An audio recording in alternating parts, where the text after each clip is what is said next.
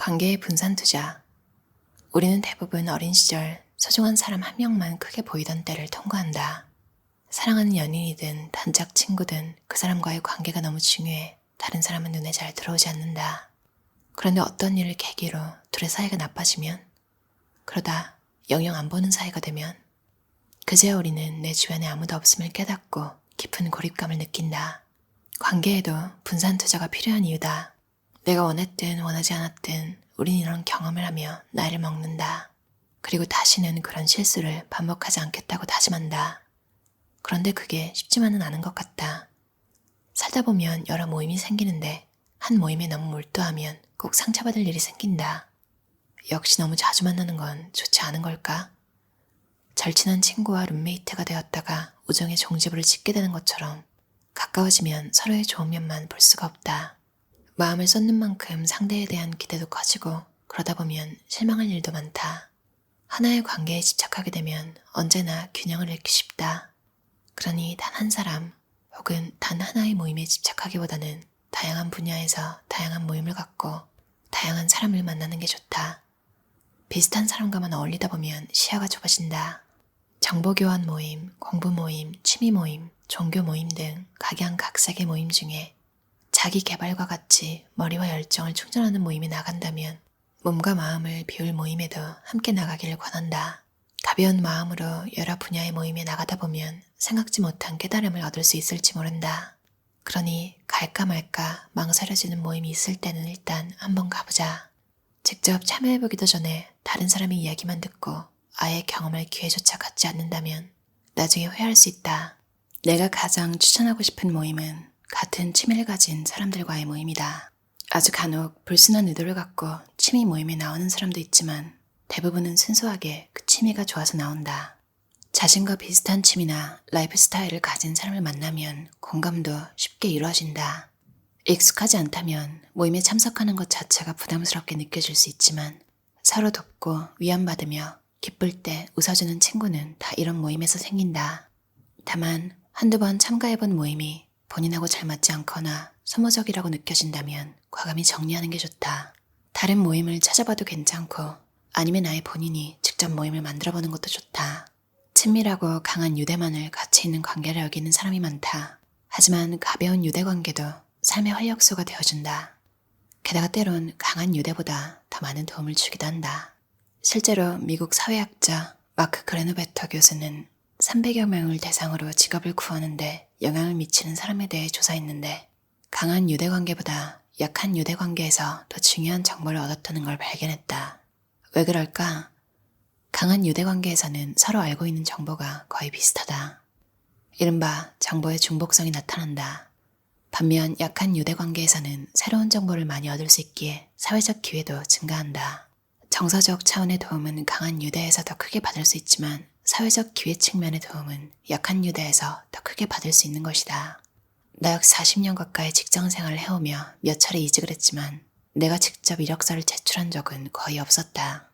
누군가에게 추천을 받았다며 연락이 왔는데 신기하게도 나를 추천해준 사람은 가까운 사람이 아니라 직장에서 인사만 주고받은 동료일 때가 많았다. 사실 가까운 사람은 오히려 추천을 하는 게 조심스럽다. 친분 때문에 추천을 해주었다는 오해를 사기도 쉽다. 게다가 추천한 사람과 조직 사이에 문제라도 생겼다간 괜한 원망을 듣기도 한다. 그래서 행운은 의외로 가볍게 알고 지내는 관계에서 올 때가 많다. 가벼운 관계야말로 서로 크게 기대하지도 않고 사적으로 긴밀하지도 않으니 부담이 없다. 복잡하게 이것저것 고려하지 않고 순수하게 제안하고 승낙하거나 거절할 수 있다. 오히려 더 산뜻할 수 있는 게 가벼운 관계이므로 이를 불필요하다 여기는 대신 마음을 열고 기분 좋게 다가가보자. 당신에게 큰 행운이 되어줄 귀한 인연은 그들 사이에 숨어 있을지 모른다. 섣불리 적을 만들지 마라. 직장에서 껄끄러운 관계로 고민하는 사람이 많다. 일반적으로 교감이 잘 되는 호감 그룹은 전체의 20% 정도다. 서로 사무적인 관계인 평범하고 중립적인 그룹이 60%쯤 된다. 그리고 나머지 20%가 비호감 그룹이다. 직장 내 인간관계에서 가장 어려운 부분은 바로 이런 20%에 해당하는 비호감 그룹과의 관계 설정일 때가 많다. 다시 말해 이들과의 관계만 잘 풀어가면 직장 생활은 확실히 더 편해진다. 그런데 내가 상대방에 대해 좋지 않은 감정을 품고 있으면 설령 밖으로 표출하지 않는다 하더라도 대개의 경우 상대방도 알아차린다. 표정이나 말투 등 태도에서 티가 나기 때문이다. 물론 껄끄러운 사람들과는 물리적으로 최대한 안 마주치는 게 좋다. 너무 가까이에서 자주 보지 않게 적당한 거리를 두는 것이다. 그렇다고 의도적으로 너무 멀리하거나 배척하면 적대적인 감정이 전달될 수 있으니 조심해야 한다. 어디까지나 적당한 거리가 필요한 것이다. 비호감인 사람이 있더라도 그를 적으로 만들 필요는 없다. 괜한 음해성 발언을 듣거나 해코지를 당할 수도 있다. 한 명이 적정하고 적이 되면 열 친구도 감당하기 어렵다. 그러니 비호감인 사람일수록 마주칠 때 더 정중하게 대하며 조심해야 한다. 상대방도 비슷한 느낌을 받고 있기 때문에 의식적으로 서로 조심하게 될 것이다. 특히 이미 사이가 멀어졌다면 적당한 거리를 두고 더 나빠지지 않도록 노력하는 게 좋다. 나 자신의 정신 건강을 위해서도 상대를 너무 미워하지 말자. 서로 안 보고 살 수 없는 상대에 대한 부정적인 감정은 내게도 큰 스트레스다. 마음속으로 거리를 두고 평범한 관계를 유지하는 지혜가 필요하다. 가는 말이 고와야 오는 말이 곱다는 말은 감정의 영역에서도 마찬가지다. 내가 상대를 비호감이라 여기면 상대도 나를 그렇게 생각하는 게 당연하다. 결국 내가 누군가를 미워하면 그 미움은 나에게 돌아온다. 그러니 적을 만드는 건 신중해야 한다. 회사에서 적을 만드는 가장 쉬운 방법이 있다.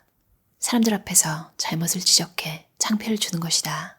물론 상대의 잘못을 지적해야 할 때도 있지만 그게 어떤 잘못이든 다른 사람 앞이어서는 안 된다. 단체 대화방이나 여러 사람이 모여있는 회의실 등은 특히 조심해야 한다. 핀잔을 드는 당사자에게 수치심과 모욕감을 주는 건 당연하고 아무 잘못 없이 듣고 있는 다른 사람들까지 불편해진다. 그러니 잘못은 둘이 있을 때 아무도 듣지 않는 곳에서 차분하게 지적해야 한다. 반대로 칭찬할 때는 많은 사람들 앞에서 해도 좋다. 특히 구체적인 사실을 꼭 집어서 과하지 않게 칭찬하면 상대도 진심으로 고마워할 것이다. 반면 내가 누군가를 미워하지 않아도 주변에서 자꾸 그렇게 몰고 갈 때가 있다. 예를 들어 어떤 상사나 친구가 누군가의 험담을 하며 편을 가리려는 듯한 모습을 자주 보이면 그 사람과도 거리를 두는 게 좋다. 소위 말해서 줄 세우기를 좋아하는 타입은 장기적으로 보면 내 커리어에 전혀 도움이 되지 않는다. 내 편에 서길 바라는 리더의 요구에 응해 그의 라인이 되어버리면 자연스레 다른 편 사람들과는 적이 되고 자신의 의사와는 상관없이 사실상 그와 운명을 함께하게 되기 때문이다. 그 상사가 중간에 그만두면 나머지는 줄줄이 불이익을 당하기도 한다. 줄서기 문화가 한국 조직 내에서 어쩔 수 없는 거라고 하지만 노골적으로 특정 인맥을 강조하는 문화는 뒤끝이 좋지 않다. 험담하기 좋아하고 남을 쉽게 배척하는 사람이라면 나에게 아무리 잘해준다 해도 가깝게 지내지 않는 편이 좋다. 한비저가 즐겨 사용했던 맹구지원이라는 말이 있다. 중국 송나라에 술 장사를 하는 사람이 있었는데 인심도 좋고 친절하게 장사를 잘했다. 그런데 그 집에 있던 개가 늘 사납게 지저대고 위협을 하니 손님이 줄어 문을 닫게 되었다고 한다. 내가 아무리 그러지 않으려고 해도 주변에서 자신의 기득권을 지키려 시기하고 배척하는 사람이 있으면 나에게도 그 피해가 돌아온다. 한 명의 아군을 얻는 대신 수십 명을 적으로 돌리는 꼴이 될 수도 있다. 어쩌면 이게 가장 어려운 관계의 기술일 수도 있겠다. 약점을 드러내라. 젊은 시절 유난히 완벽주의를 고수했던 친구가 있었다. 뭐든 꼼꼼하고 완벽한 터라 단점이라고는 보이지 않는 친구였다. 좀처럼 남에게 부탁하는 일도 없었고 언제나 반듯한 모습만 보여서 저 친구도 고민이 있을까 싶었다. 그러던 그가 나이를 먹고 신경성 질병으로 고생을 했는데 알고 보니 그 원인이 완벽주의에 있다고 했다. 그는 평생 완벽해 보이려 애쓰던 자신의 모습을 후회한다며 조금 더 마음 편히 살걸 이라고 말했다. 사실 완벽주의자의 삶은 고단하다. 본인이 불편할 뿐만 아니라 주변 사람들 역시 완벽주의자 앞에선 빈틈을 보일까봐 어딘가 불편해진다. 그래서인지 사람들은 완벽해 보이는 이들이 실수하길 은근히 기다리며 조그만 틈이라도 보이면 가차없이 공격한다. 무결점으로 보이는 셀럽과 인플루언서들의 잘못에 더 가혹하게 돌을 던지는 것도 이런 이유 때문인 듯하다. 사람들은 은연중에 나와는 다른 완벽한 자들의 실수를 기다린다. 1944년 미국 대통령 선거 당시 해리 트루먼 후보는 여론조사에서 상대 후보에게 뒤지고 있었다. 그런데 결과는 예상을 뒤엎어 트루먼이 상대 후보를 4.4%포인트 차로 누르고 당선되었다. 전문가들은 트루먼이 승리한 이유가 동정표에 있다고 분석했다. 영거프 여론조사에서 뒤진 걸로 나오니 약자 이미지가 생겼고 그것이 약자를 응원하고 싶어하는 사람들의 마음을 제대로 자극한 것이다. 약점을 드러내면 무시를 받을 거라 생각하지만 사람들은 약간의 약점은 인간미로 여긴다. 실제로 약자를 응원하고 싶어하는 언더독 현상은 꽤 흔하다. 약자에 대한 관대함 혹은 일체감이 작용하는 것이다. 반대로 뭐든 내가 제일 잘한다고 자랑만 하면 주위에서 아무도 도와주려 하지 않는다. 내가 필요해 보이지 않는 사람을 굳이 먼저 나서서 도와줄 필요는 없으니까. 게다가 도움을 요청하지도 않았는데 괜히 도와주려고 하다가 거절당하는 것만큼 민망한 일도 없지 않은가? 조직 내에서도 마찬가지다. 리더가 자신의 약점을 먼저 드러내고 팀원들의 도움이 필요하다고 손을 내밀면 팀원들은 자신에게도 역할이 생겼다는 생각에 더 분명한 목표의식을 가지고 일할 수 있게 된다. 그런 마음이 모여 팀워크가 좋아지는 것이다. 연인이나 친구 등 사적인 관계에서도 빈틈이 있어야 다가갈 수 있는 공간이 생긴다. 완벽해 보이는 사람에게는 나라는 존재가 필요하지 않을 것 같아 섣불리 다가갈 수 없는 법이다. 그러니 완벽한 척 굴지 말자. 어차피 완벽할 수도 없다. 앞서 말했지만 약점을 드러내야 어려울 때 도움을 받을 수 있다. 사람들은 대부분 남을 돕고 싶어 한다. 타인을 돕고 세상에 기여하며 존재 가치를 느낀다. 나 역시 내게 도움을 요청하는 사람들에게 조금이나마 도움이 될 때 삶의 큰 보람을 느낀다. 그러니 센 척하지 말고 도움이 필요할 때는 당당하게 도움을 요청하자. 도움을 받을 수 있어야 나도 다음 기회에 상대에게 도움을 줄 수 있다. 자신의 약점을 드러내고 조언을 구하다 보면 호혜적인 관계를 만들 수 있다. 물론 아무에게나 약점을 보이며 의존하는 행동은 안 되겠지만 믿을 만한 사람에게 자신의 약한 점을 솔직하게 드러내보면 오히려 관계가 더 좋아진다는 사실을 알게 될 것이다. 그리고 무엇보다 좋은 건 스스로 완벽해야 한다는 감옥에서 나올 수 있다는 점이다. 이 감옥은 자기 자신에 대한 높은 기대감으로 스스로 만든 것이다. 나는 이 정도는 해야 한다는 자의식 과잉, 남들이 내게 거는 기대가 엄청나게 크다고 믿는 착각 등이 완벽주의라는 감옥을 더 튼튼하게 만든다. 하지만 이 감옥에 갇히면 나만 괴롭다. 완벽할 필요도 없고 완벽할 수도 없는데 완벽해지기 위해 자신을 못 살게 군다. 하지만 그렇게 나 자신을 몰아세울수록 내 에너지는 금세 소진될 수밖에 없고 스스로 기대감을 충족시키지 못했다는 생각에 끊임없이 자책하게 된다. 그러니 내가 만든 감옥에서 나와 조금 더 자유롭고 허술하게 살아보자. 혼자 할 수 없다면 남의 도움을 받으면 되고 지금 할 수 없다면 다음번에 다시 시도하면 된다. 그렇게 하나씩 문제를 해결해 나가며 성장하면 된다. 진영호 저자의 어른의 재미라는 책이었어요. 버릴 건 체면, 잡을 건 균형. 인생의 재미가 균형에 있다는 걸 알 때 우리는 비로소 어른이 된다. 놀투라는 CEO가 전하는 노잼 인생 탈출 레시피. 대박을 친 적도 없고 40년 가까이 직장 생활하는 동안 파괴요족이 되지도 못했고 인기가 아주 많은 인플루언서나 셀럽도 아니고 그렇지만 사는 게 너무 재미있으시대요. 그 이유가 균형 있는 삶을 살았기 때문이라고 해요.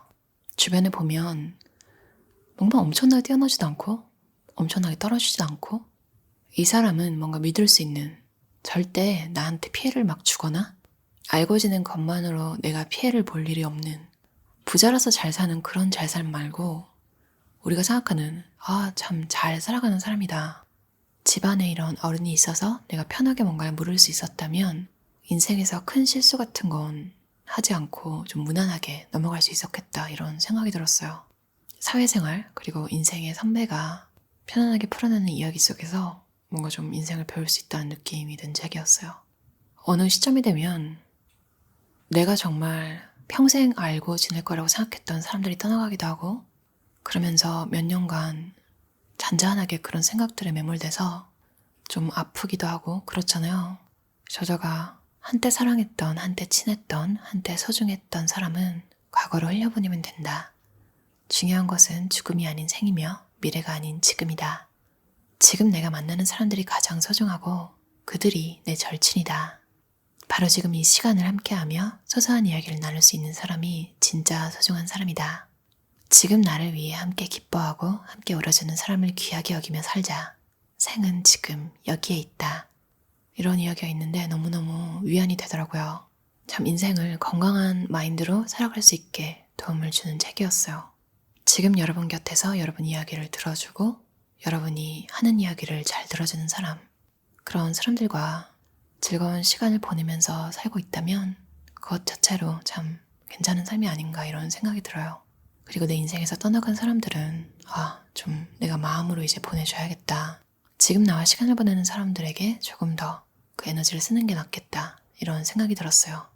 물건처럼 마음도 좀 정리를 해야 되는 시기가 오는 것 같아요. 그럴 수 있어도 그러지 않는 절제가 균형 있는 삶을 만든다. 들어주셔서 감사합니다.